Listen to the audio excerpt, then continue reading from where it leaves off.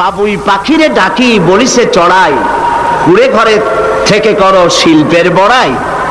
যদিও বাবুই পাখি, চড়ুই পাখি বাবুই পাখিকে এটা বলেছে, আসলে শিল্পের বড়াই করার মতো। এই যে চতুর্দিক থেকে পাতাগুলি ছিঁড়ে এনে যে বাসা বাবুই পাখি বানালো, আগেই কোন সুবহানাল্লাহ।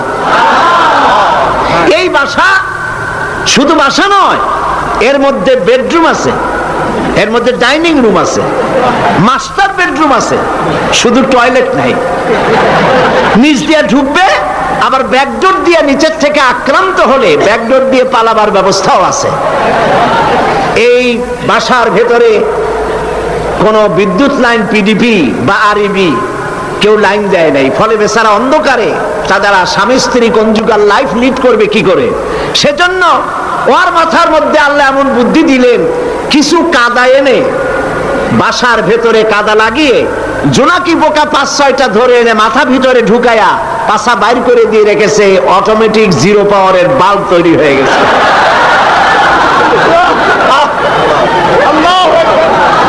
ইঞ্জিনিয়ারিং টেকনোলজি আর কারে বলে? আমার দেশের ইঞ্জিনিয়ার যারা আছেন, এই রকমের বাসা বানানো তো দূরের কথা, ভালো করে বাসাটা খুলুন তো দেখি, বুঝবো আপনি কেমন খুলতে পারেন। খুলতেই পারবেন না, বুনানো তো দূরের কথা। এটা গেল 2 নম্বর টেকনোলজি, ইঞ্জিনিয়ারিং টেকনোলজি। এরপরে হলো মেডিকেল সায়েন্স, চিকিৎসা বিজ্ঞান। আল্লাহ রাব্বুল আলামিন মৌমাছিকে বলছেন, সুম্মা কুলি মিন কুল্লি সামারাতি ফাসলুকি সুবুলা বিকা যুলুলা। সব রকমের ফুল থেকে মধু চুষে নাও আর তোমার রবের নির্ধারিত পথে চলতে থাকো। সব রকমের ফুল থেকে মধু আহরণ করে মৌমাছি আহরণ করে এক জায়গায় রাখলো, পয়জন হলো না। এটা মানুষের জন্য সেবা হয়ে গেল। আর মধু কখনো নষ্ট হয় না, কখনো পচে না। মধু যদি পিওর থাকে, ওর ভিতরে যদি আপনি কিছু না মিশান, বছরের পর বছর মধুর প্রিয় থাকবে, নষ্ট হবে না। আলহামদুলিল্লাহ। ঔষধের পচন ক্রিয়া নষ্ট করার জন্য অ্যালকোহল ব্যবহার করা হয়। বিজ্ঞানীরা আবিষ্কার করেছেন অ্যালকোহলের কোনো প্রয়োজন নাই, বরং অ্যালকোহলের পরিবর্তে হালাল মধু ব্যবহার করলেই ঔষধের পচন ক্রিয়া নষ্ট হতে পারে। আল্লাহ পাক বলেছেন, ফিহে শিফাউল লিন্নাস, এর মধ্যে রয়েছে মানব গোষ্ঠীর জন্য সেবা, রোগের প্রতিষেধক। সুবহানাল্লাহ বিহামদিহি। এটা হলো মেডিকেল সায়েন্স। চতুর্দিক থেকে মধু সংগ্রহ করে একত্রিত করছে, পয়জন হচ্ছে না, এটা তার জন্য, মানুষের জন্য সেবা হয়ে যাচ্ছে। 4র্থ নম্বরে মৌমাছির কাছে যে বিজ্ঞান শিখবেন সেটা হলো মেরিন বায়োলজি। আল্লাহ পাক বলছেন, ফুল থেকে মধু আহরণের জন্য তুমি চলে যাও, কিন্তু রাস্তা ভুলে যেও না, রাস্তা ভুলে যেও না। একটা মৌমাছি তার বাসা থেকে, এগুলো নিয়ে যারা রিসার্চ করেছেন, প্রাণীতত্ত্ববিদরা বলেছেন, মৌমাছি ফুল থেকে মধু গ্রহণ করার জন্য নিজের বাসা থেকে 10 মাইল পর্যন্ত দূরে চলে যায়। আপনারা কোনোদিন দেখেছেন কোন মৌমাছি আপনার ঘরে এসে পথ খুঁজতেছে, বাবা বাসা হারাইছি, যাবো কোন পথে, তালাশ করছে কখনো? আল্লাহ পাক বলছেন, তুমি যাবে ফুল থেকে মধু আহরণ করার জন্য, রাস্তা ভুলে যেও না। সুবহানাল্লাহ বিহামদিহি। সমুদ্রের ভিতরে নাবিকেরা যখন জাহাজ চালায়,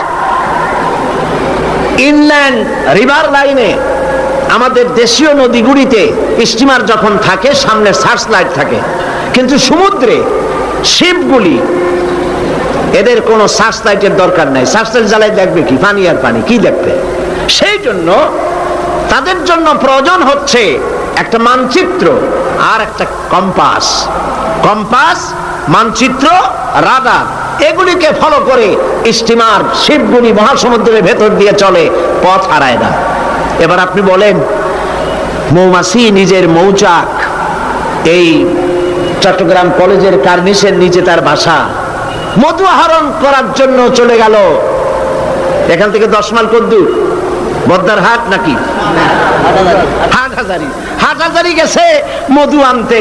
ওর কাছে কোনো কম্পাস ছিল, কোনো মানচিত্র ছিল? কোনো মানচিত্র, কোনো কম্পাস নাই। চলে গিয়েছে মৌ আনতে, আর ঠিক সেখান থেকে মধু মুখে করে এনে আবার জায়গায় পৌঁছে গিয়েছে। সুবহানাল্লাহ। হে মানুষ, তুমি কোনটা দিয়ে আল্লাহর সাথে, তুমি কি দিয়ে নিজের বড়াই করো? কোন ক্ষেত্রেই মানুষের বড়াই নয়, সমস্ত শ্রেষ্ঠত্ব, বিরাটত্ব, মহানত্ব সবটাই আল্লাহ রাব্বুল আলামিনের জন্য। জোরে সরে বলেন আল্লাহু আকবার। মানুষকে আল্লাহ পাক এই জ্ঞান দান করেছেন। আল্লাহ রাব্বুল আলামিন বলেন, মানুষের সব অসহায়ত্ব সামনে রেখে আল্লাহ পাক আরো বলেন, আফারাআইতুমুল মাআল্লাযী তাশরাবুন আনতুম আনজালতুমুহু মিনাল মুজনি আম নাহনুল মুনজিলুন।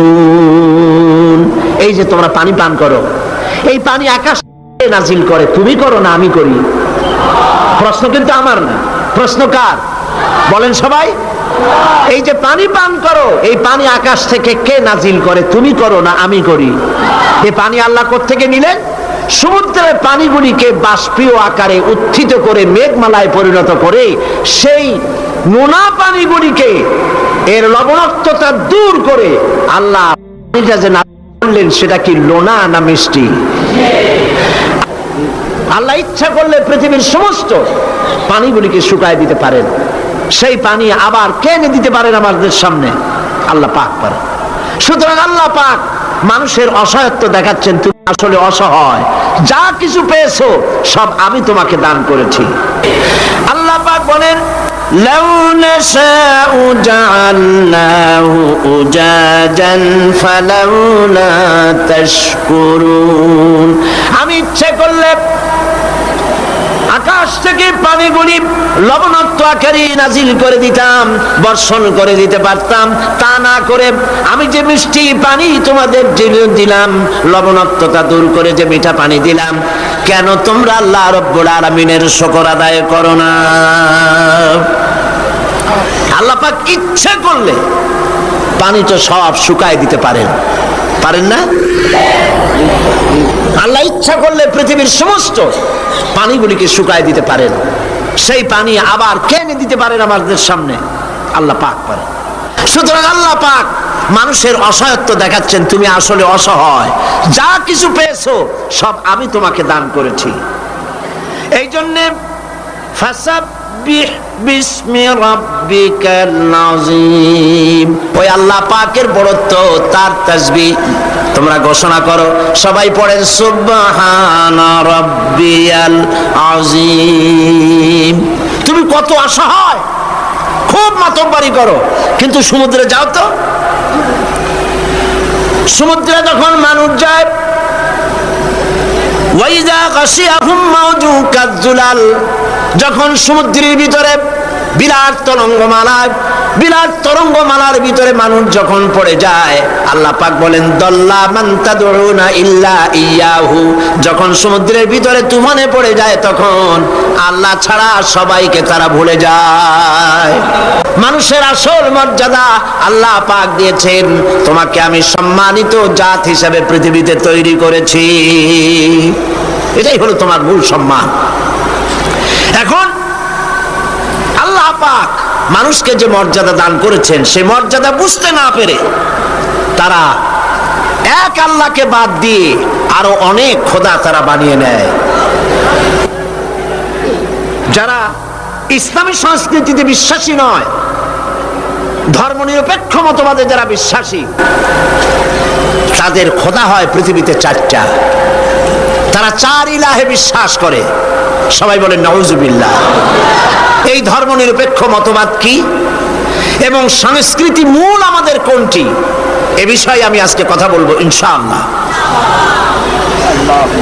ধর্মনিরপেক্ষতায় যারা বিশ্বাস করে, তাদের ইলাহ হয় চারটা: স্বদেশ, স্বজাতি, নিজস্ব জ্ঞান আর প্রবৃত্তির অনুসরণ। দেশকে তারা নিজেদের মায়ের মতো মনে করে, দেশ মাতৃকা বলে, আমরা দেশকে মা বলি না, মাতৃভূমি বলি, জন্মভূমি বলি, কিন্তু একথা আমরা বলি না ও মা তোমার তরে ঠেকাই মাথা। এই কথা কি আমরা বলি? এটা আমাদের কথা নয়। সুতরাং তারা দেশের জন্য তো জীবন দিতে পারে, কিন্তু আল্লাহর জন্য তারা কিছুই করতে পারে না। দেশ প্রেম তো নিশ্চয়ই ভালো, কিন্তু দেশকে পূজা করা নিশ্চয়ই ভালো নয়। আল্লামা ইকবাল বলেছেন, ইনতাজা খুদাও মে सबसे बड़ा वो वतन है, इंताजा खुदाओं में सबसे बड़ा वो वतन है, जो इसका फिर पिरहन है वो मजहब का काफन है।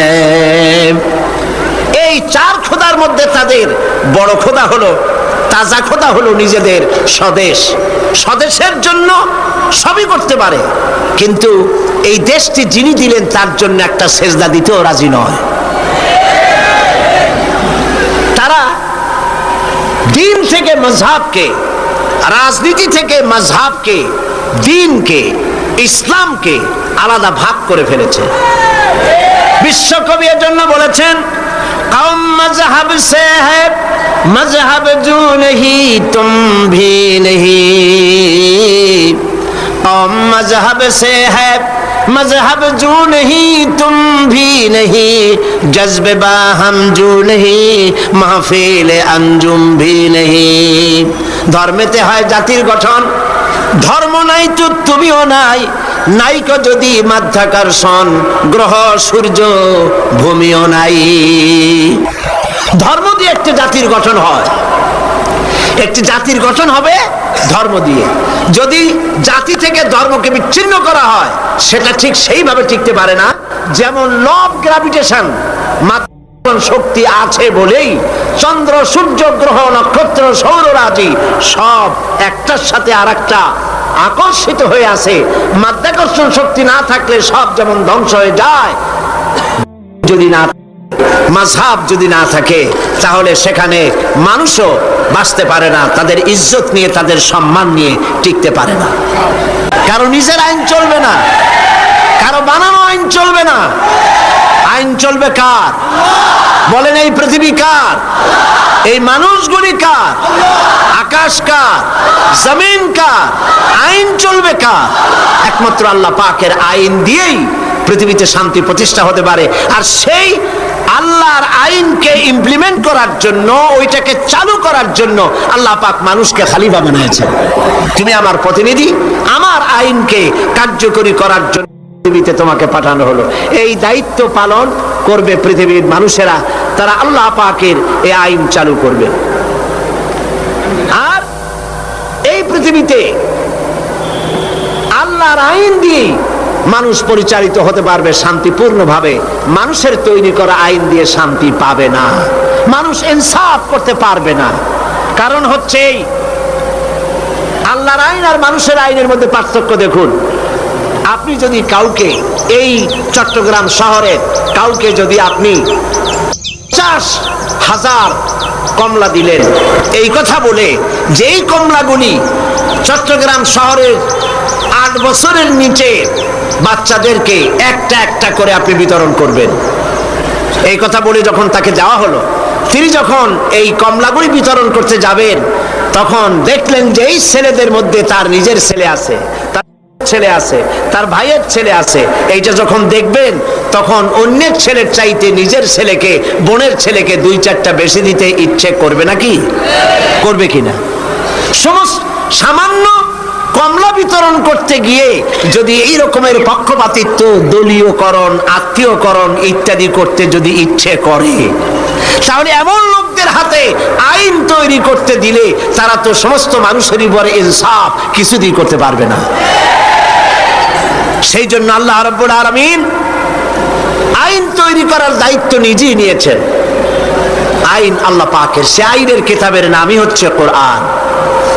এই আলোচনার দ্বারা বোঝা গেল ইসলামী সংস্কৃতির মূল প্রতিপাদ্য হচ্ছে জীবনের সকল ক্ষেত্রে আইন চলবে আল্লাহ পাকের, গান বাজনাই শুধু সংস্কৃতি নয়, সংস্কৃতি হচ্ছে জীবনের আচার অনুষ্ঠান, সবকিছু।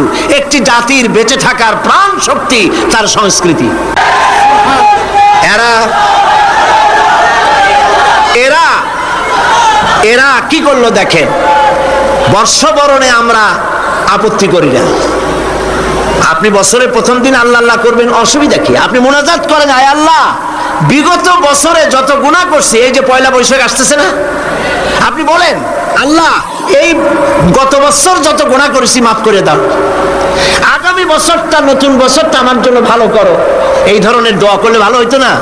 আচ্ছা, তা না করা হলো, মঙ্গল প্রদীপ জ্বালানো হলো, রাখি বন্ধন বাঁধা হলো, উলুধ্বনি দেওয়া হলো, কপালে তিলক পরা হলো, মেয়েদের গালে যুবক ছেলেরা উল্কি আঁকায় দিল। এটা কি আমার সংস্কৃতি? বলেন, এটা আমার সংস্কৃতি? প্রিয় ভাই সব, অপসংস্কৃতি। বিশ্ব ভালোবাসা দিবস। আচ্ছা, আপনারা বলেন, বিশ্ব ভালোবাসা দিবস, বিশ্ব ভালোবাসা দিবস উদযাপন ওরা শুরু করেছে। বিশ্ব ভালোবাসা দিবস পালনের মুসলমানের কোনো দরকার নাই। আচ্ছা, কেন নাই? আপনারা তো আন্দাজই কইলেন, ঠিক নাই। কেন নাই? এই জন্য ইসলামের জন্মই হয়েছে ভালোবাসা দিয়া। সুবহানাল্লাহ। আল্লাহ পাকের নবী বলেছেন, আদ-দীন ওয়ান নাসিহা, দিন হলো ভালোবাসা, কল্যাণ কামনা করা। মাকে কতটুকুন ভালোবাসতে হবে, পিতাকে কতটুকুন ভালোবাসতে হবে, স্ত্রীকে কিভাবে ভালোবাসতে হবে, সন্তানকে কেমনে ভালোবাসতে হবে, এই ভালোবাসা শিখিয়েছে ইসলাম। ইসলামের প্রতিটি দিন ভালোবাসা। যাদের জীবনে কোনো ভালোবাসা নাই, বছরে তাদের জন্যই একবার ভালোবাসা প্রয়োজন হয়, একদিনের জন্য হলেও। যারা সারা বছরে পান্তা ভাত খায় না, অন্তত একদিনের জন্য হলেও রমনা বটমূলে গিয়ে এক থাল পান্তা খাওয়া তাদের জন্যই জরুরি। বন্ধুগণ, এর নাম সংস্কৃতি নয়, এর নাম অপসংস্কৃতি। এর নাম কি? অপসংস্কৃতি। প্রিয় ভাইয়েরা, এভাবে করে ভালোবাসা দিবস, বসন্ত দিবস, পৌষ মেলা, আবার কবে না জানি শুনতে হয় উৎসব।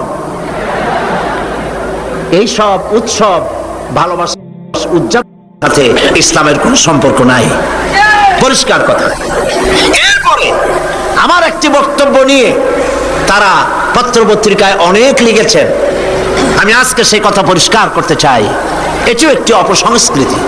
আমি বলেছি, অমুসলিমদের জন্য তাদের উপাসনালয় একটার জায়গায় 50টা মূর্তি বানালেও ইসলামের কোনো বক্তব্য নাই। তারা তাদের পূজা করবে, আপত্তি নাই। কিন্তু এই দেশে তো আমরা মুসলমান বাস করি। আমরা কারা? এদেশের বৃহত্তর জনগোষ্ঠী মুসলমান। আমাদের ট্যাক্স, আমাদের রেভিনিউ নিয়ে, আমাদের কর নিয়ে মুসলিম সরকার রাস্তায় রাস্তায় পথে ঘাটে মূর্তি নির্মাণ করবে, এটা তো হতে পারে না। শুনুন, আবার শুনুন, ভাস্কর্যের নামে যা খুশি বানান, মূর্তি বানাবেন না। কোরআন হারাম করেছে, রাসূলুল্লাহ হারাম করেছেন। আপনি যদি মুসলমান হন, আমার কথার সাথে একমত হতে হবে। দুনিয়ার সমস্ত আলেম একমত, মুসলমানেরা মূর্তি বানাইতে পারবে না, হারাম, হারাম। ভাস্কর্যের নামে যা খুশি বানান, মূর্তি বানাবেন না। নবীকে জিজ্ঞেস করা হয়েছে, লিমা বুইস্তা, কেন পৃথিবীতে আপনাকে পাঠানো হয়েছে? এর জবাবে হুজুর বলেছেন, বুইস্তু লিকাসরিল আসনাম, প্রেরিত হয়েছি পৃথিবীতে মূর্তি ধ্বংস করার জন্য। এ কথা কার? আল্লাহ পাকের। সুতরাং আপনারা পত্র পত্রিকায় যারা লেখেন, ফিচার লেখেন, কলাম লেখেন, নিজেদের রক্ত সম্পর্কে চিন্তা করেন। নিশ্চয়ই একজন মুসলমান পিতা আপনাকে জন্ম দিয়েছেন, নিশ্চয়ই আপনি একজন মুসলমান মায়ের গর্ভে ছিলেন। আপনি ইসলামকে শ্রদ্ধা করতে শিখুন, কোরআন এবং হাদিসের মতকে সম্মান করতে শিখুন।